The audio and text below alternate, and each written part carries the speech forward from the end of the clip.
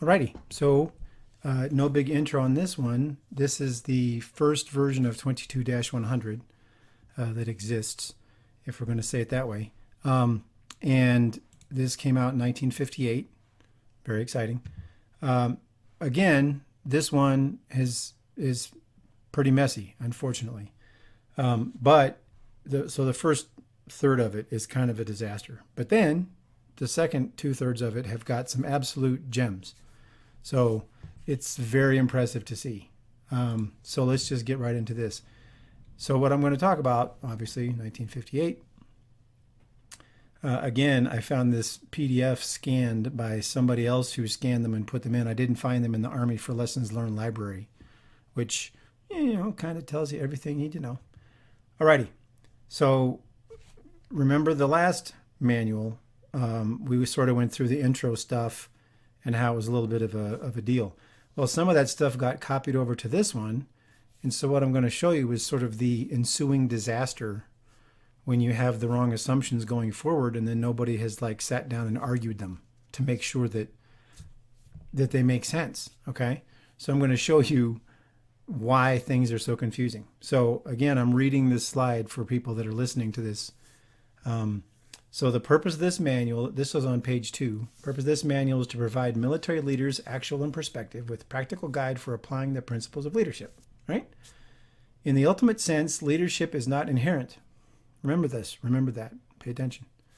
It depends on traits which can be developed and upon the application of techniques which can be learned. Okay.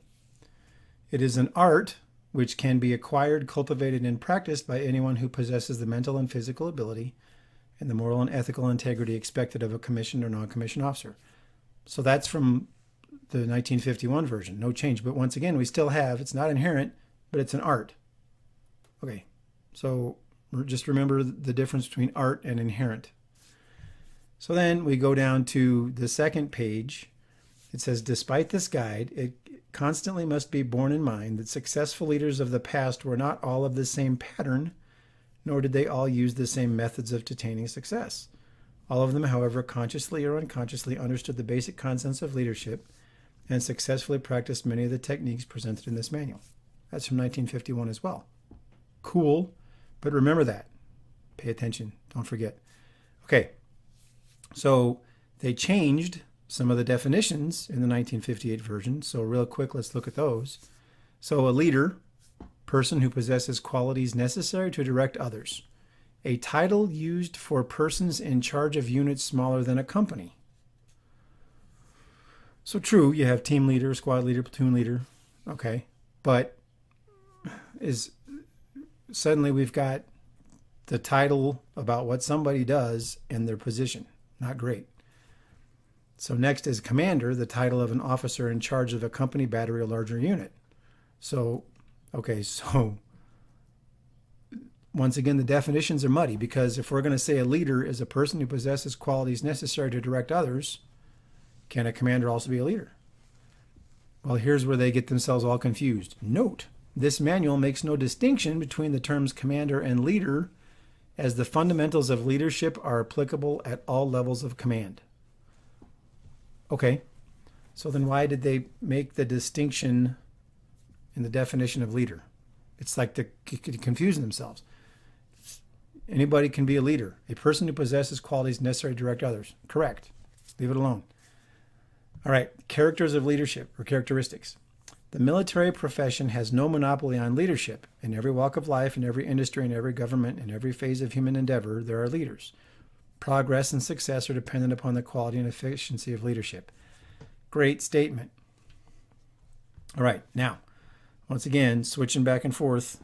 Pardon me, I've got my keyboard all goofy here to try to make space for stuff. So this is where things get goofy. Where did we go? All right, so let's look at the evidence real quick. So we're going to go to page 12. I think it's 13, but we're going to make sure. 13. Yep. Okay, here we go. So remember what we talked about before, where we said that leadership is not inherent, blah, blah, blah, blah, blah. So then here's something, the ability to handle men, yada, yada, yada. Individual differences among men, people, right? Remember, we're talking 60 years ago. All men are different. Each man's personality is a sum of total of his physical, mental, emotional characteristics and environment and background. These characteristics vary from man to man, person to person.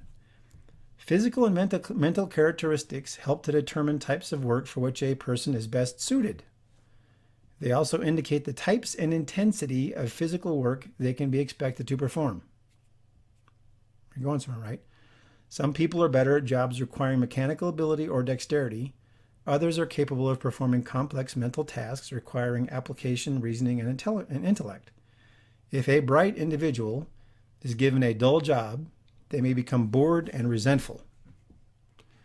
If someone is given a job which calls for more of a particular mental aptitude than they possess, they may become discouraged and resentful. At any rate, a human misaligned in one of these situations will certainly add little to the team effort. So what are they saying? Go back to the beginning. It's not inherent. It can be learned.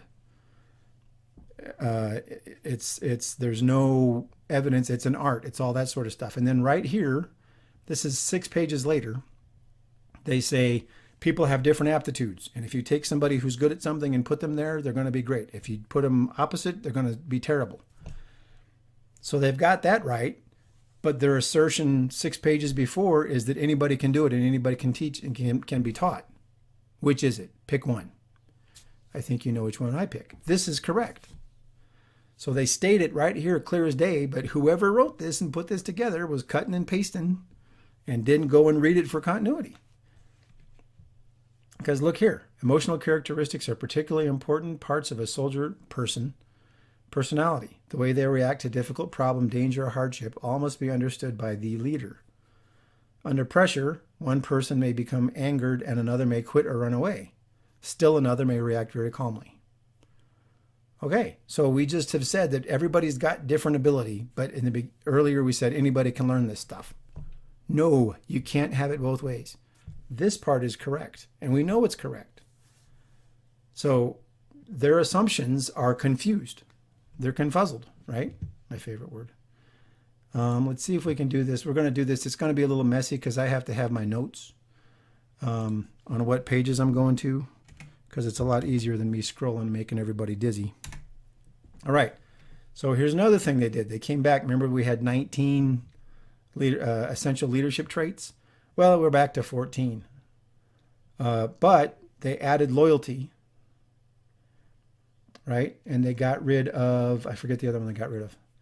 But if you look, I color-coded these, but it's the same. So go back to the 1951 version, or the 1948 version, I'm sorry, where it talks about integrity. Yes. Knowledge. Got to go know stuff. So knowledge is back. Yay. Courage, decisiveness, dependability, initiative, tact, blah, blah, blah, blah.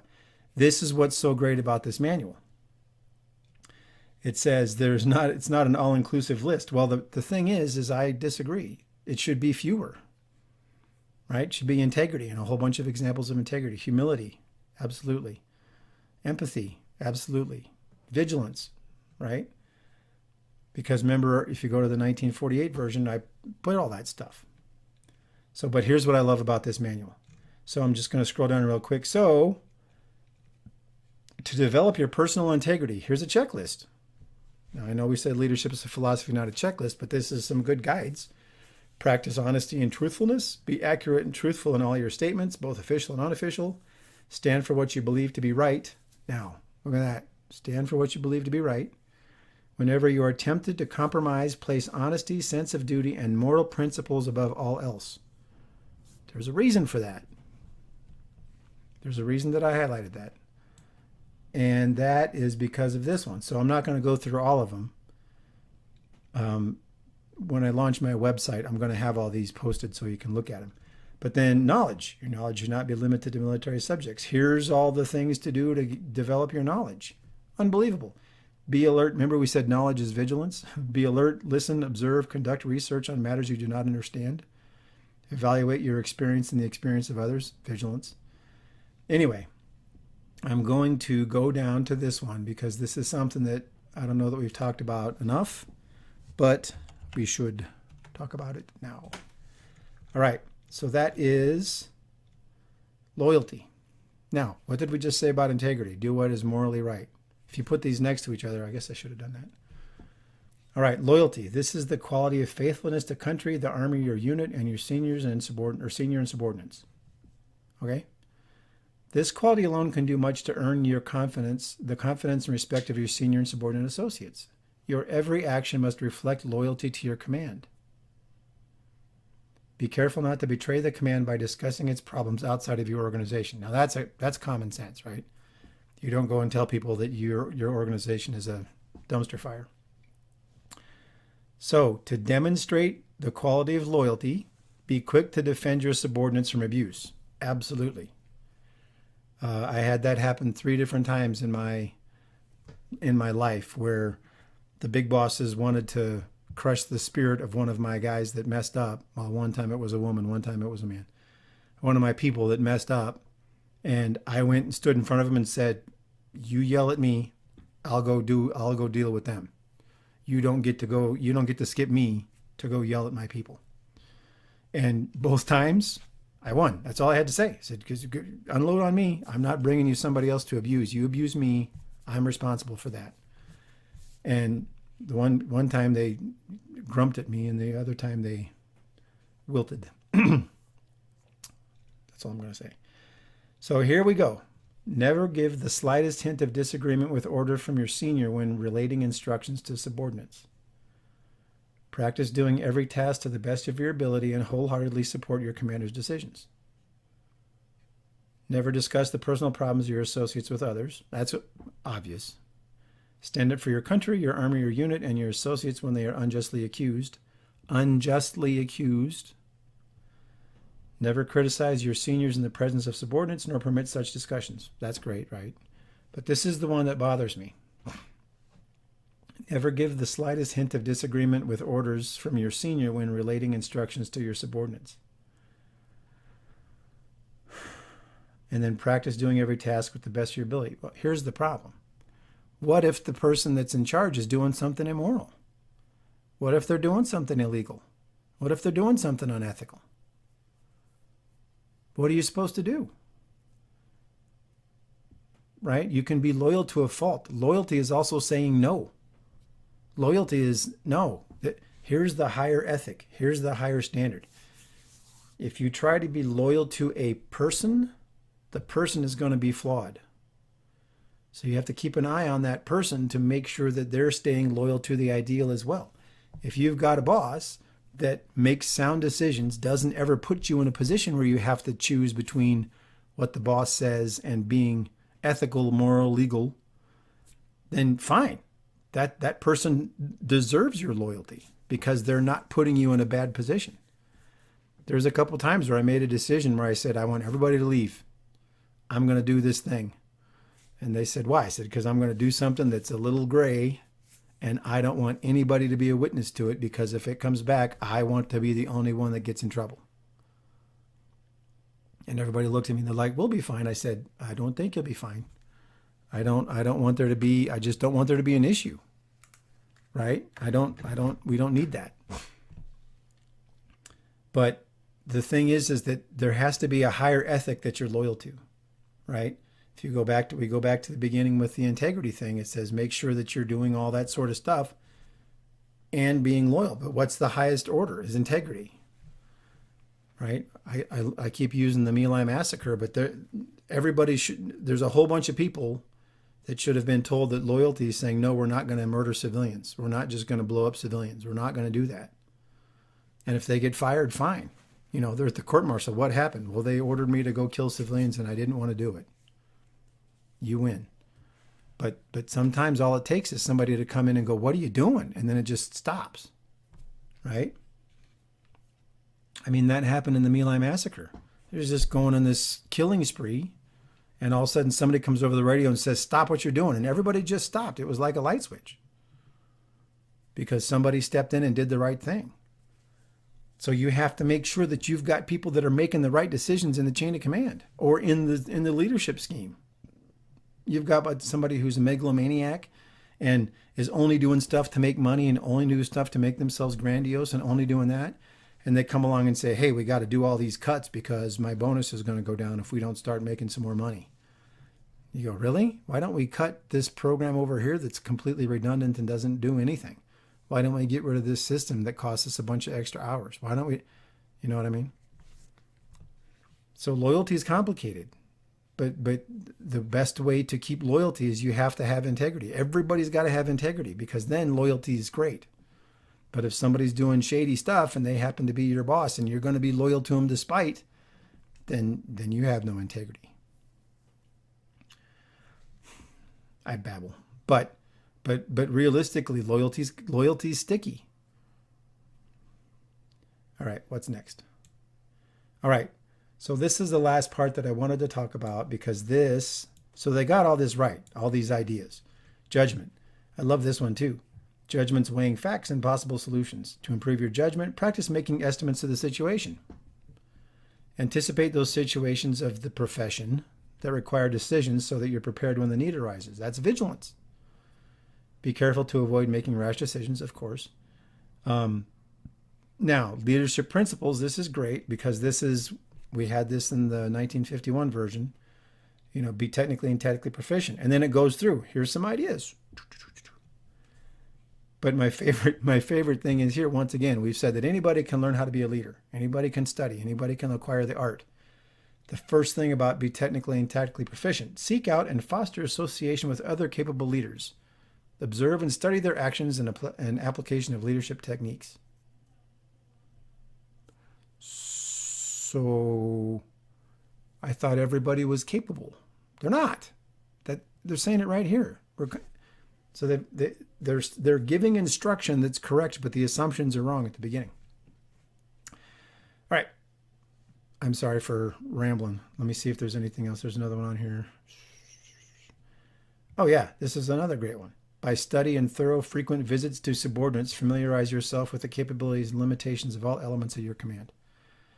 I've said it a bunch of times. The higher up you are in the organization, the less you should be doing. The fewer decisions you should be making. You should have all of your subordinates trained to do that so that only the big stuff makes it up to you. But then you got to go check all the time. One thing that I never understood is when I was in different elements in the Army and even, I don't know. I guess I didn't have visibility in the couple other places that I looked, but we never saw the big boss. In one place we did. This was the place where the guy was the commander. And he said all the right things. And he did some of the right things. But then I saw how he treated people when nobody was looking, and it turned my stomach. So he was completely disingenuous. But, hey, here's what I want. And then you go around, and for 2 weeks, all you're doing is going and checking. Because what decision do you really have to make that's that earth-shattering? Right? But you go around and find out, hey, I went here and found this out. This didn't make it. And then word gets out. Big boss came through and saw this and lost his mind.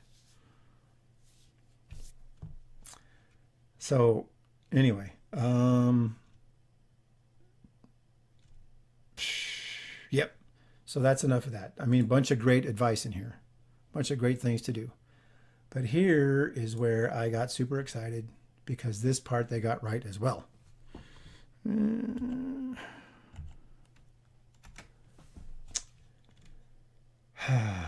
Okay. Here we go. Selection of junior leaders. So no foolproof method has been devised to determine whether a person will be a leader. Fact. But we just said at the beginning, anybody can do it. You see what I mean? The confusion is here. All these statements are correct after that first assumption. No foolproof method, blah, blah, blah. I already said that. Successful leaders with the responsibility for selecting leaders. Successful leaders with the responsibility for selecting leaders, which means that not everybody can do it. Correct. have used the following means to obtain information. Great. Interview. Personal interview is a valuable device to use to observe potential leadership characteristics and will often provide useful information not available from other sources. Whenever possible, plan the interview. Look for the following: poise, ability to express ideas, evidence of sincerity and honesty, frankness, pleasing personality, and grooming. Grooming, I mean, don't look like a slob, of course. But evidence of sincerity and honesty and frankness, you know what you do? You say, tell me the last 3 kind of big mistakes or big catastrophes that you went through, or give me 2 of them. And what did you do right and wrong during those catastrophes? Because a leader's going to know, oh man, I did this and this and this, and then I missed this part. And if they tell you, then you know that they're going to have integrity, because frankness means that they're being honest. Observation. I love this because I read this after my whole revelation about you need to do an audition. This is a reliable method of gaining information when conducted over a period of time. Observe for the following: possession of a positive attitude and approach towards all tasks, desire to seek and accept responsibility, ability to see a problem in its proper perspective. This ability is simply the capacity to divorce personal emotions from facts. Loyalty to people and their superiors, the ability to perform consistently superior manner under adverse conditions, the respect and admiration of the individual merits among members of the unit. So what did we say? Starship Troopers said do it. You go to music auditions, they say do it. So you put somebody out there for 6 months and observe them. And say you don't get to go be in charge of people until we get to watch you for a while. And that's expensive and it's a pain in the neck. Here it is. Go observe them. At the beginning, you know, they first come in the Army. It's like, look, we're going to check out and see if you can be a leader. If you're not going to be leadership ability, quality, then we're not going to put you in leadership positions. It's okay. You'll still get promoted. That's got to change. You still get promoted if you don't do leadership stuff, but we're going to observe you. And if you look like you're doing the leader stuff, then good. Recommendations. Seek recommendations regarding the abilities and potential of the leader. Previous jobs held, amount of responsibility. High standards. Check out their records. Okay. Commanders have obtained good results in the past using the following criteria in selecting people for command positions. Ability to do the job. First consideration. So competence. Are they a leader? Can they lead people? First consideration, competence. Personality is noted by personal contact with people, length of service, experience in the job or similar jobs, and seniority. Well, maybe. Maybe you've got somebody who's an amazing leader who's only been in for a few years or has only been around for a little bit of time. I had one job, I got promoted to a pretty high leadership position after being there for 6 weeks. And I was brand new in the company. But I'm not bragging. I'm just saying that maybe this is not exactly right. Development of junior leaders. Love this one. This one's amazing. Consider that the leadership that you exert, but also that of your junior leaders. The quality of your leadership is reflected in the junior leader's ability. Take every opportunity to teach your junior leaders the fundamentals of leadership and application. I used to say it all the time. You never pass up a chance to teach somebody something. Somebody makes a little mistake or you make a decision. Hey, here's why I did this. So you go down here. The development of leadership in junior leaders must be a constant concern. A good junior leader not only possesses a sense of responsibility, but possesses leadership ability. Yes, this is correct. Go back and look at the assumptions. Somebody didn't read it. Whoever wrote this was brilliant. It was amazing. It's perfect. This ability can be developed through study, practice, experience, and command. This means that junior leaders must be trained. This training is periodic rotation of duty assignments, leadership instruction, special duty assignments, training inspections, attendance at service schools. I don't know about that because in all my service schools, I didn't get taught hardly anything about leadership. There was a bunch of stuff. Most of the Army schools that I went to taught me a bunch of stuff that I never used when I went out in the Army. So that needs to get fixed. Proper study and reading. This should be number 1. Hey, look, go read this book. We're going to talk about it. It bugs me to no extent that we never did that. I thought that was going to happen. I had this image in my mind when I was in the Army that it was going to be all the bosses get together and we're going to come over here and we're going to just think and talk and that never happened. In dealing with junior leaders, maintain a direct and personal relationship with them as the situation permits. Let them know what you expect, how they're getting along, ways to improve, give them credit when due, and be careful to avoid favoritism. Brilliant. So this talks about some leadership stuff. This is don't be too fraternal, all that sort of thing. Fine. So then it sort of closes out. But one last thing. But wait, there's more. If you order now, you get a set of steak knives. All right. So remember, we talked about indicators of leadership in 51, just for a little bit. Take this and look at it. I know it's a lot. I'm going to check something out real quick. I apologize. There. Okay. So indications of leadership is what they title this. I like to say, or lack thereof, of course. So, by evaluating the administrative and operational reports, blah, blah. Here's how you can note if you've got high morale in your organization, not just the Army. Job proficiency, appearance, practice of, are they courteous and polite? They have to be military courtesy, personal hygiene. I mean, that's an individual thing. But yeah, if you're gonna have some pride in yourself, then you're gonna have shows that you have pride. Care of equipment or care of facilities. Mess and quarters, that's an Army thing. Rations, care of casualties, response to directives, attention during training, how many rumors and how much backstabbing is going on, number of arguments, people that are at AWOL or people that aren't showing up for work or calling out a lot.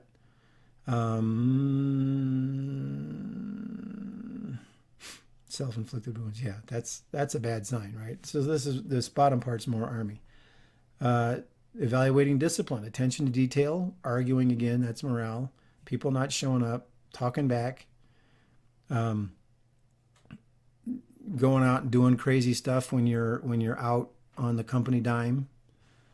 I think that's good. Yeah, indifference. And then esprit de corps, and choose enthusiasm or pride in the company.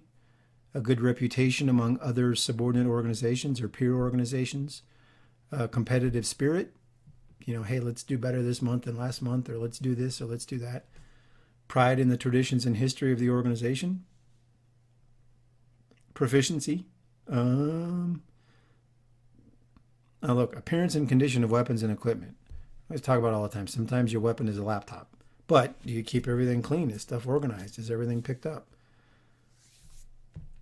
So if you go into an organization and you see negative versions of this, you have a leadership problem. And it's leadership, because the leader wouldn't let this happen.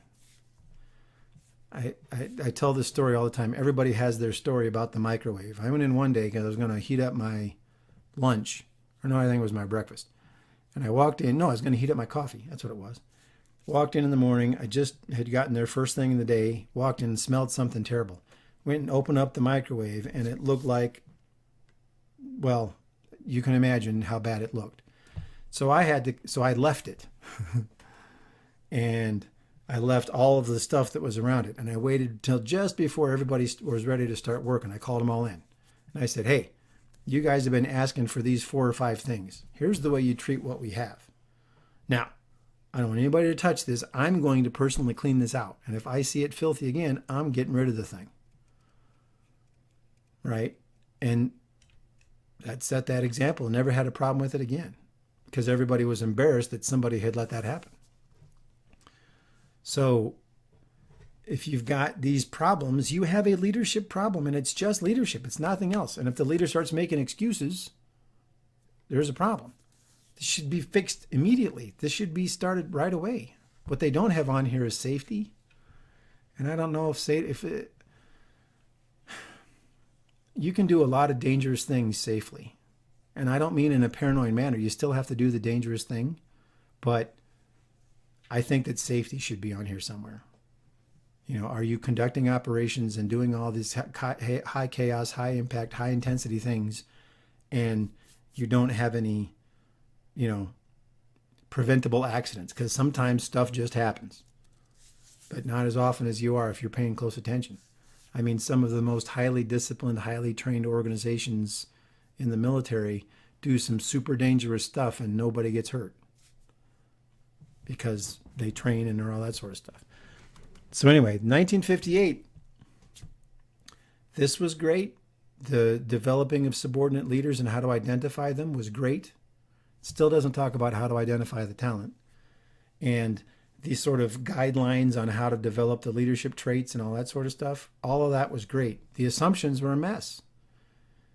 If you look at it from a totality and go to the second 2/3, they got everything right about certain people, identifying leaders, they got all that right. None of this was in the previous two versions, but they cut and paste stuff from the previous two versions, so their assumptions are continuously wrong. I promise, I think I'm going to do it. I'll probably get in trouble for doing it, but I'm going to do the unofficial Army Leadership Manual, and I'm going to take all the good stuff, put it together, clean it up, make it people instead of everything else, and make it a little less military, and then it'll apply to everybody.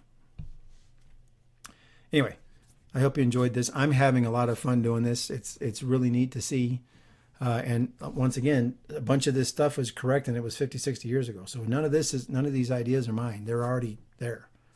We just have obliterated them from our consciousness somehow. Anyway, the next one will be 1965.